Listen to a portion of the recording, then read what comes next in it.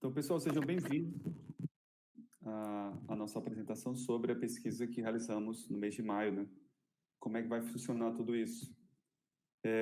Nadjara é a nossa analista de conteúdo pleno, ela está conosco na empresa desde quase a fundação, ela foi líder responsável pela confecção e desenvolvimento dessa pesquisa, e ela que vai falar sobre os principais insights e como a gente fez para desenvolver esse material rico.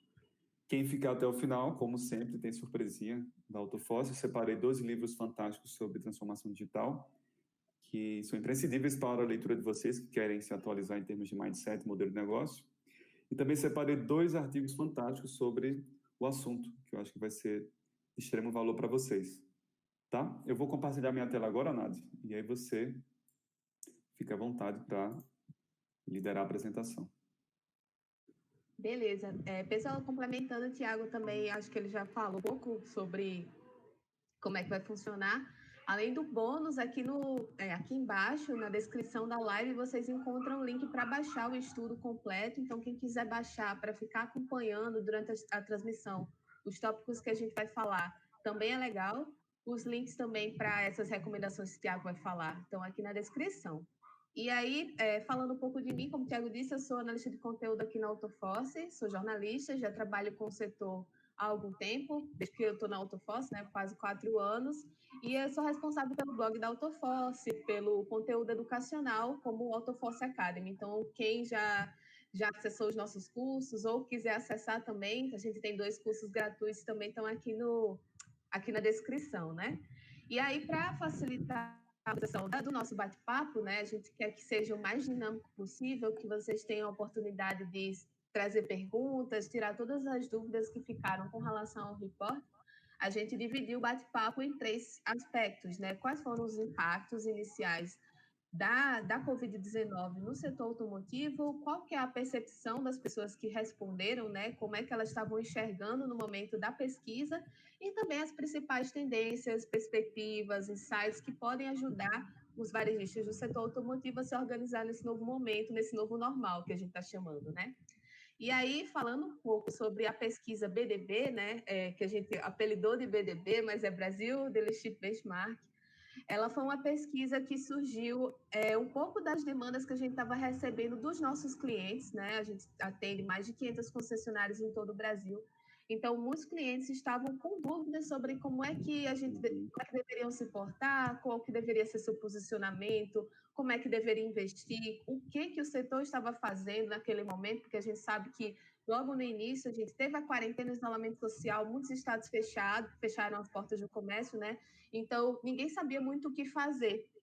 Então, a gente resolveu fazer a pesquisa para compreender, até muito inspirado nas pesquisas que já existiam, por exemplo, da KPMG. O Ricardo Bacelar, para quem já acompanha a gente há algum tempo, fez algumas lives com a gente, inclusive desse trabalho, né, que a KPMG, que é a consultora internacional, faz, de entender como é que o mercado está se comportando. Então, a gente resolveu focar no varejo, que é representado por concessionárias, lojas de veículos, multimarcas, autopeças, e aí a gente aplicou esse formulário ali entre o dia 15 de abril e 17 de maio, que já foi mais ou menos o primeiro mês da crise, né? O primeiro mês que a gente já teve de impacto. Aí nosso objetivo era compreender qual que era o impacto da Covid-19, né, no varejo, e a nossa principal hipótese era que essa quarentena provavelmente ia gerar o quê? O impulsionamento da digitalização do processo de vendas, né? E aí, falando um pouco sobre os respondentes, né? Quem foi que participou da pesquisa? A gente teve 227 respondentes. Claro que a gente aplicou para um universo muito maior, só que a gente teve só esse número de respostas nesse período, que a gente considerou até representantes do varejo nacional, por ser uma amostra que realmente foi focada em proprietários, pessoas que estavam ocupando cargos de decisão, e também porque a gente teve uma boa participação em todas as regiões do país. Então, a gente considerou que essa foi uma amostra interessante para esse primeiro momento. E aí, até considerando o perfil das pessoas que responderam, a gente vê, né, Tiago, que a maior parte dos respondentes tem um perfil já identificado, o perfil das lideranças do setor automotivo, ou seja, são homens, 70% dos respondentes é do gênero masculino, estão naquela faixa etária entre 35 e 54 anos, que já é uma faixa etária de pessoas que estão ocupando cargos de liderança no setor. 79% ocupa esses cargos ou de proprietário, ou de diretoria, ou é gerente, coordenador de alguma área, geralmente do setor comercial. Como a gente viu, 58% das pessoas que responderam são do setor comercial ou de vendas. A gente também teve 17% dos respondentes do setor administrativo, ou seja, gente que já estava mais num cargo um pouco superior também. E o interessante é que nesse primeiro momento, quando a gente estava tentando analisar o perfil dos respondentes, a gente viu que a maior parte das pessoas já tinham sofrido algum tipo de impacto com relação à forma de trabalhar, né? O primeiro impacto que todo mundo sentiu no início da Covid, independentemente aí se era o setor automotivo ou não, mas o primeiro impacto foi a mudança na forma de trabalhar. Isso não mudou também com relação ao varejo. Então, a maior parte dos respondentes ou passou a trabalhar em home office ou teve algum impacto no salário, que foi alguma coisa que a gente viu também que, principalmente na cadeia, né, da indústria para baixo, a gente viu nos perfis de liderança um movimento de reduzir o salário, né, também por causa dessa mudança de carga horária. Então, a gente viu que a maior parte das pessoas que responderam já tinham passado por algum impacto do tipo, ou tiveram redução de salário, ou tiveram que trabalhar em casa, ou passaram a trabalhar em jornada flexível, ou seja, teve algum impacto do tipo. A gente teve um percentual ali de 15% de pessoas que não tiveram nenhum impacto, mas aí nesse caso a gente considera que são as regiões, que foram poucas, né, no país, que não tiveram um período de isolamento social muito grande. Então, por exemplo, logo no início da Covid, ali para metade de abril, se eu não me engano, o Mato Grosso conseguiu retirar o isolamento social para as concessionárias, né? Eles puderam fazer a abertura quando outros estados do país ainda estavam completamente fechados. Então, a gente considera que, nesse caso aí, talvez seja a representação desse público, desses estados que não tiveram tanto impacto. E aí, falando um pouco também sobre... Você queria comentar alguma coisa, Thiago? Não, está muito tranquilo até o momento, só para alinhar o objetivo dessa pesquisa com a nossa missão, né? Então, a Autofossa, ela tem a missão de promover a transformação digital do setor automotivo, e no decorrer da tua apresentação, todo mundo vai poder perceber que antes da Covid, né, muita gente estava muito mais preocupada em otimizar o modelo de negócio, em vender mais, em reduzir custo. E durante a Covid e os planos para pós-Covid está muito alinhado com essa questão de transformação digital no setor, né? Então, eu acho que a pesquisa foi muito assertiva com isso. E aí você vai falar muito mais na frente sobre cada um desses detalhes, né? Já dando os spoilers aí do que a gente vai ver mais pra frente, da percepção e dos impactos, né? Mas até falando um pouco também, como o Thiago disse, das empresas que participaram, que a gente teve 227 respondentes, né? E quais eram essas empresas? Onde é que essas pessoas trabalhavam? Se puder passar aí o slide, Thiago. Agora. A gente teve a maior parte dos respondentes, pessoas que trabalhavam em concessionárias. Então, tipo, 50% dos respondentes ou trabalhavam em concessionárias só de veículos novos, ou de grupos de concessionárias que atuavam em várias regiões do país, ou até mesmo em concessionárias que trabalhavam com novos e seminovos. Então, a nossa amostra, ela realmente foi bem representativa nesse sentido. Uhum. E a gente também teve uma participação muito alta desse outro elo, né, do varejo, são as lojas de veículos ou multimarcas, que representaram 24% da amostra. E aí, falando um pouco de onde é que estavam localizadas essas empresas, a gente deu a opção que as pessoas pudessem escolher se a empresa dela estava localizada em mais de uma região. Então, por isso que a gente tem essa distribuição aí. A maior parte dos respondentes estava localizada na região sudeste, realmente. 50% dos respondentes, até por ser o principal polo do varejo automotivo. Mas a gente também teve uma boa participação do sul, do centro-oeste, do nordeste e um pouco menor no norte do país. E uma coisa... Oi, fala, Thiago. Isso está muito alinhado também com a carteira de clientes, né, da própria Autofossa, né? Como a gente está pulverizado por todo o país, isso facilitou bastante a questão da captura de todos esses dados e insights, né? Bem legal. Exatamente. E tem tudo a ver também, Thiago, com o próprio perfil do varejo automotivo brasileiro, né? A gente teve nas últimas semanas alguns posicionamentos da FenaBrave com relação a falar qual é o porte dessas empresas, né? Por que o impacto ia ser tão grande? Porque a maior parte das empresas do varejo automotivo nacional são pequenas empresas, não são tipo empresas de grande porte, não são grupos de concessionários. A gente tem um número bem limitado de grupos. Na verdade, a gente tem muitas operações que são concentradas em 1 a 2 unidades. Isso, para quem for baixar o reporte completo, vai ver que a gente também perguntou qual é o número de unidades que essas empresas têm E a gente viu que a maioria delas está ali entre 1 e 3 unidades. E até falando sobre o porte, aí no próximo slide, a gente vê que a maior parte dessas empresas, como a própria Fenabrave já estipula, né, é pequeno em quantidade de concessionários e em faturamento. Então, a maior parte dos respondentes trabalhavam em empresas que tinham ali ou até 9 empregados, que é justamente concessionárias, ou concessionárias não, desculpa, loja de veículos, multimarca, ou em concessionárias um pouco maiores, realmente de marcas, representando de marcas. Então, a gente tem 34% dos respondentes aí, que são essas pequenas, muito pequenas, né, multimarcas, lojas, e 35% participando de grupos ou de tipo concessionárias que têm mais de uma unidade, por isso mais de 100 empregados. Mas falando do faturamento, a gente percebe que a maior parte tem um faturamento anual ali que chega no máximo a 10 milhões. Então, não é um faturamento de grandes grupos, como a gente espera, né? São empresas que têm um faturamento um pouco limitado.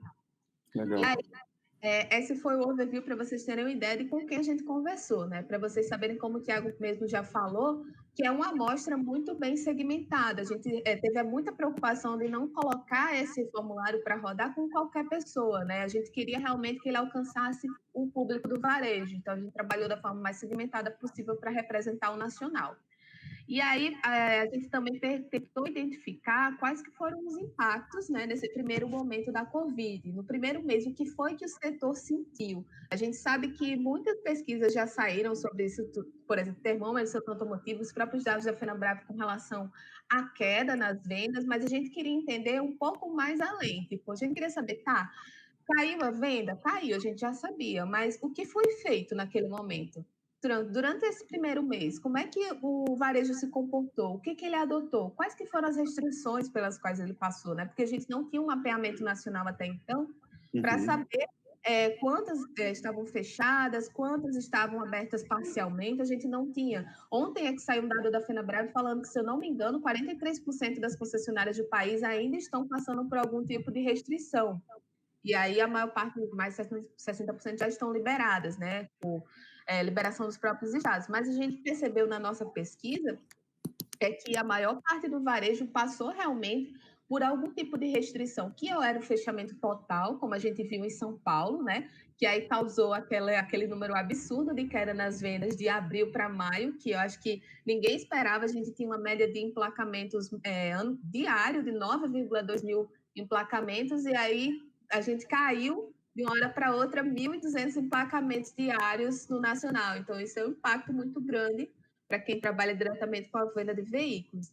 E aí a gente percebeu aí nesse slide que a maior parte realmente passou por algum fechamento total, 54%, ou redução de atendimento, fechamento parcial, 40%.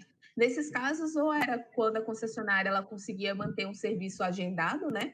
A visita agendada no showroom, que foram poucos estados que permitiram isso, ou quando elas conseguiam manter pelo menos a oficina aberta, por ser um serviço considerado essencial, né?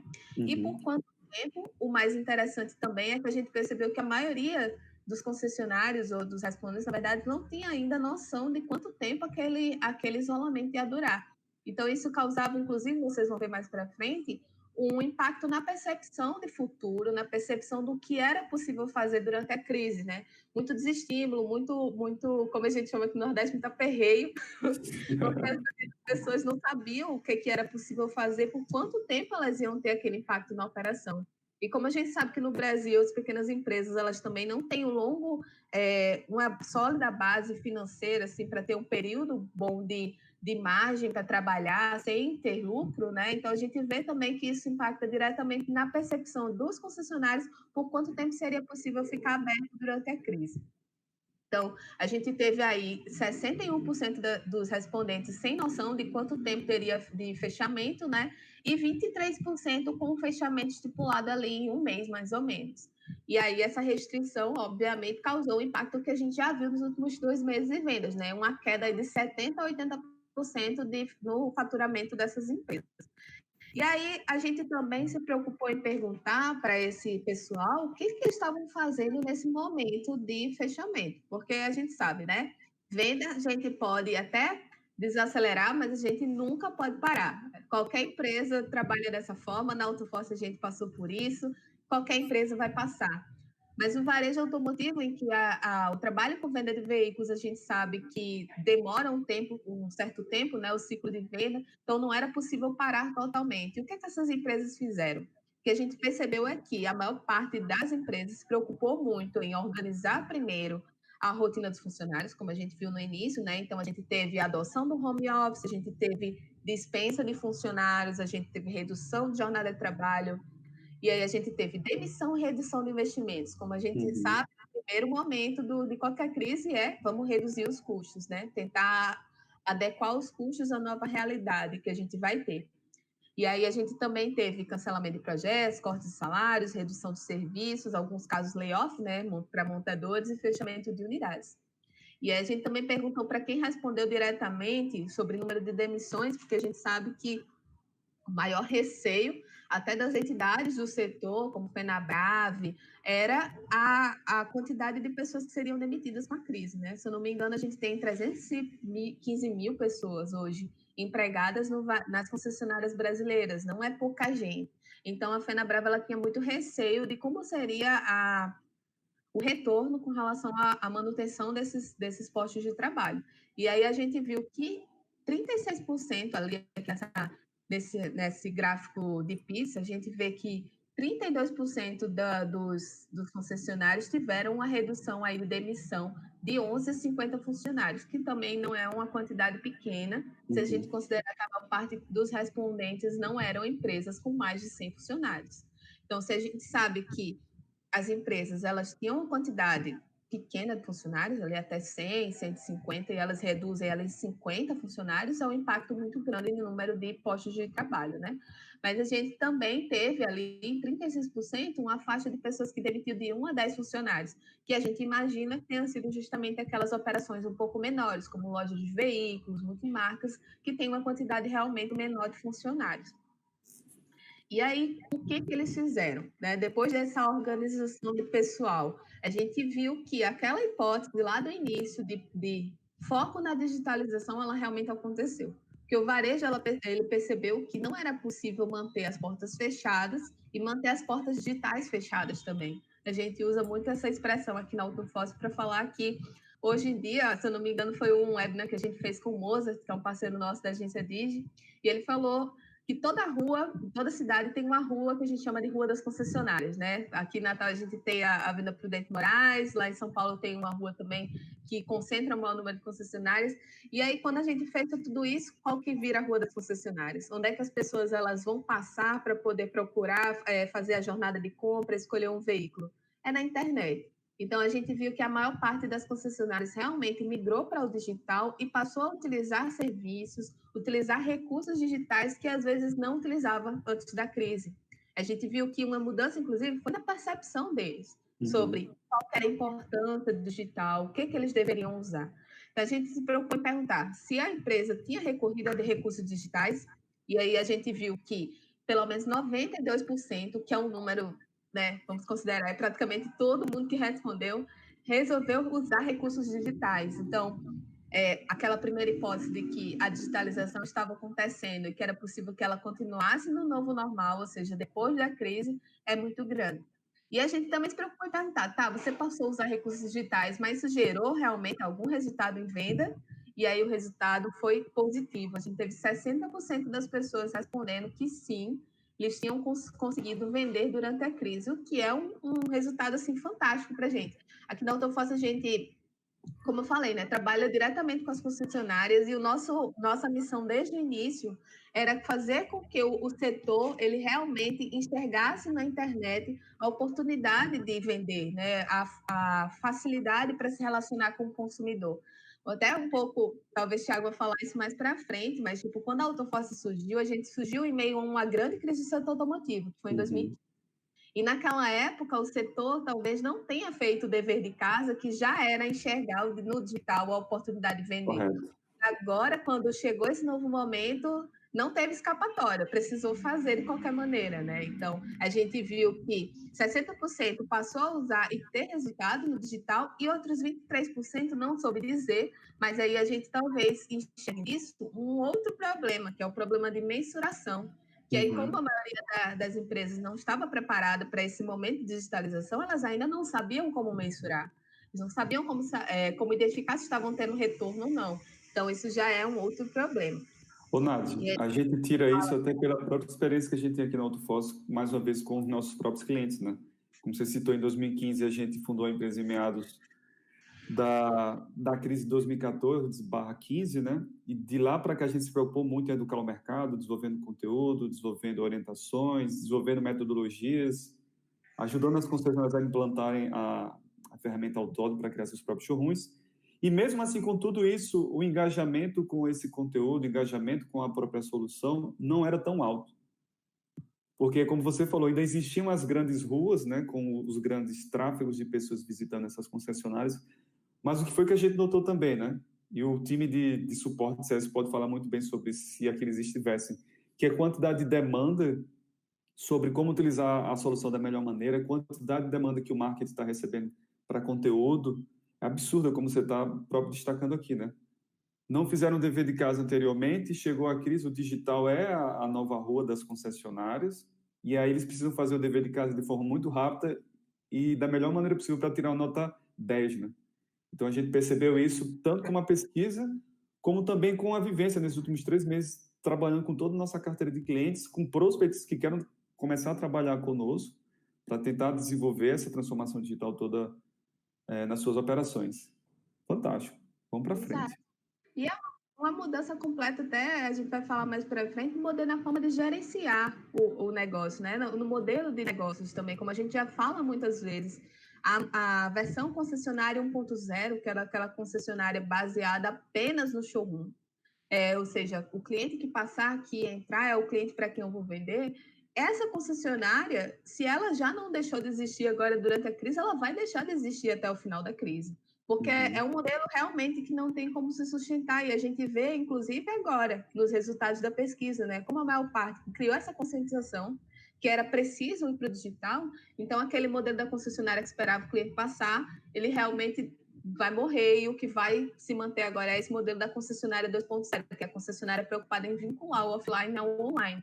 E aí a gente vê isso, na verdade, claramente aí nessa slide, em que a gente perguntou quais foram os recursos digitais que as empresas passaram a utilizar nesse momento.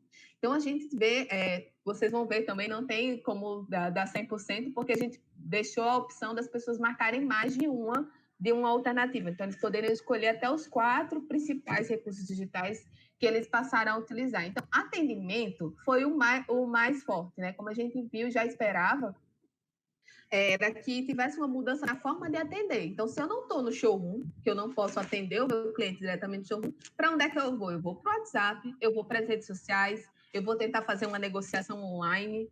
Então, a gente está falando um pouco das demandas, como o Thiago falou, que chegaram dos nossos clientes. A gente teve muito cliente que chegou precisando de uma adaptação, às vezes no showroom digital, uma adaptação na landing page, para poder ofertar, por exemplo, um test drive completamente digital, em que a pessoa fizesse uma call direto com o vendedor, pudesse ver o veículo, pudesse já decidir como comprar, já escolher a forma de pagamento. Então, a gente precisou fazer essa adaptação e isso foi muito positivo, porque a gente viu que, de certa maneira, os grupos que se adiantaram, né, as concessionárias que se adiantaram em busca dessas soluções, para tentar se adaptar, foram as que realmente conseguiram ter os primeiros resultados, né? Conseguiram continuar vendendo, claro, numa quantidade muito menor, porque a gente sabe que o consumidor também vai se recolher nesse momento. Quem está comprando o carro agora, porque, como a gente sabe, já estava se planejando para comprar um carro. Não é que a gente esteja dizendo que agora vai todo mundo vender como a gente estava vendendo antes da crise. Ainda não. A gente tinha uma média de 100 veículos vendidos entre os respondentes. A média de veículos vendidos por mês era 100. A gente vai ver mais para frente que a quantidade é bem menor agora, que eles conseguiram vender no digital. Mas ainda assim é uma venda para quem esperava que não ia, quando a gente esperava que não fosse acontecer nenhuma, né? Então, a gente teve aí muita gente trabalhando com a negociação, com a venda online, com atendimento via chat, muitas vezes trabalhando também com a produção de conteúdo, mobilizando os vendedores para produzir conteúdo nas redes sociais, para manter o público engajado e caminhando na jornada de compra, como se a gente estivesse antes da crise. Isso também foi muito legal. A gente também viu o interesse com relação ao delivery. Então, ali tem 30% dos respondentes passaram a trabalhar com Test Drive Delivery, passaram a trabalhar com serviços automotivos delivery, que era uma coisa que o setor também às vezes pecava em perceber, que era a importância do pós-vendas, das oportunidades que o pós-vendas trazia, né? De oferecer essa comunidade para o cliente, levando até a casa dele, buscar o carro. A gente sabe que tudo isso tem custo, mas a gente sabe também é uma possibilidade agora nesse momento de crise. Legal. E aí, fala.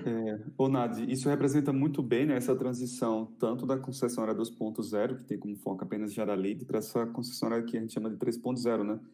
Você percebendo aqui, olha só, vendas online, negociação online, serviços automotivos de delivery, pagamento online, isso quase que representa um e-commerce de veículo, né? Então, o que foi que aconteceu? A Covid trouxe para os brasileiros e também para todas as pessoas do mundo a necessidade de realizar todos os processos de compra pela internet. Isso, de alguma forma, introduziu uma quantidade absurda de pessoas no e-commerce para os diversos segmentos existentes e, de alguma forma, as pessoas precisaram aprender rapidamente como lidar com compras online, fazer estudos prévios, organizar informações, adquirir mais segurança e, dessa forma, nesses últimos 3 meses, ativarem de vez por todas o modo comprador via internet, né? E aí o que se falava aqui com carro não seria possível porque o brasileiro gosta de tocar, sentir cheiro e que é um valor de alto, que é um bem de alto valor agregado, isso meio que desconstrói um pouco, né? Por exemplo, muitos dos nossos clientes, e não clientes quando a gente conversa, e a pesquisa mostra justamente isso, estão dispostos a justamente percorrer toda essa jornada de compra, né, pelo online, até culminar no recebimento do veículo em casa, né? Até porque isso já era feito de alguma forma. Eles vendiam pelo WhatsApp, eles mandavam um boleto, número da agência de conta para transferência, eles combinavam a data de entrega ou recebimento do veículo, mandavam a nota fiscal, faziam tudo isso via WhatsApp, agora de forma completamente desorganizada, né? O que começa a ser percebido graças a essa pesquisa e também analisando o mercado, é que a conjuntura de todas essas variáveis está justamente migrando para um modelo mais organizado e sistêmico, né? Que é o que na Autoforce a gente chama de 3.0. Exato. É uma preocupação maior, talvez, da concessionária por compreender cada momento da jornada de compra e por estar presente em cada momento da jornada de compra. Porque, como você falou, talvez no início, antes da crise, as concessionárias que já trabalhavam, lojas de veículos, que já trabalhavam com digital, talvez estivessem ou se preocupando só com o final da jornada, ou seja, ele já chegava diretamente, ou estavam preocupados só lá no topo da jornada, ou seja, na atração do interesse dele numa rede social ou coisa do tipo. Mas elas não estavam preocupadas com o percurso, ou seja, como é que esse lead ele sai, como é que esse usuário se transforma em lead, como é que ele vira um agendamento, como é que ele vira uma venda depois. Então, talvez não tenha essa preocupação sobre o caminho todo. E agora, como a gente está na rua digital, a gente precisa compreender quem são os nossos concorrentes na rua digital, quais são as distrações que o nosso cliente andando nessa rua vai encontrar até chegar na minha loja. Então, isso gera uma preocupação maior por compreender a jornada e por estar presente para o consumidor em cada momento dessa jornada. E aí, passa um pouco esse slide aí, Thiago, para mostrar uma coisa. A gente, como eu falei, né, a gente se preocupa em perguntar como é que essas pessoas estavam vendendo, quanto elas estavam vendendo. Se a gente sabia, pelos próprios respondentes, que a média antes era de 100 veículos vendidos, quanto é que ficou durante esse período? E aí a gente viu que 60% conseguiu vender de 1 a 10 veículos só pelo digital. Aí vocês vão me dizer, é pouco, Nadiara, é pouco, Thiago, vocês estão fazendo festa em cima de pouca coisa. Mas não, na verdade o que a gente vê é que, como estava no início da crise, né? A gente estava no primeiro mês de crise verdadeira, né? Entre abril e maio. Então, talvez naquele momento, realmente, o consumidor ele estivesse mais fechado para continuar a compra, para decidir comprar, talvez impactado com relação ao seu emprego, à manutenção da sua renda. Como a gente está vendo aos poucos uma retomada econômica, né? A reabertura dos negócios, a volta dos empregos, talvez isso mude agora. E, novamente, 10 veículos vendidos, para quem não tinha perspectiva de vender nenhum, se continuasse com as portas fechadas, só do showroom, quanto você ia vender? Você não ia vender nada.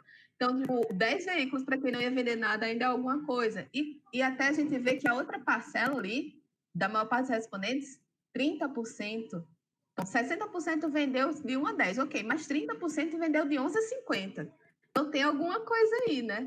Talvez o que a gente esteja vendo, só para finalizar, o que a gente esteja vendo é que de 1 a 10, essa galera que vendeu de 1 a 10 era a galera que estava começando a investir no digital. Mas quem vendeu de 11,50 já trabalhava com digital e tenha investido mais, passado a fazer mais coisas durante a crise, não é isso? Incrível. Até também, Nádia, a gente tem o caso dos gatekeepers, né? Os grandes gatekeepers, como bancos e montadores que também estavam se adaptando a tudo isso, né? Bancos que normalmente são os grandes bancos que ajudam as concessionárias a vender carros por financiamento, que hoje a gente sabe que 60% dos carros vendidos no Brasil é por financiamento, eles também estavam tentando se organizar a tudo isso para poder ajudar as concessionárias, né? Então, contratação de financiamento online, digitalização dos contratos, redução da burocracia, os próprios bancos estavam trabalhando loucamente para isso. Eu até conversei com alguns parceiros de bancos, eles diziam, olha, projeto de digitalização, de contratação de financiamento ou de assinatura de contrato digital, é uma coisa que a gente vinha caminhando desde 2015, foi muito devagar, mas quando chegou o Covid, todos os esforços dos bancos, né, da área de produto foram justamente para essa parte. E as montadoras também não foram diferentes, né?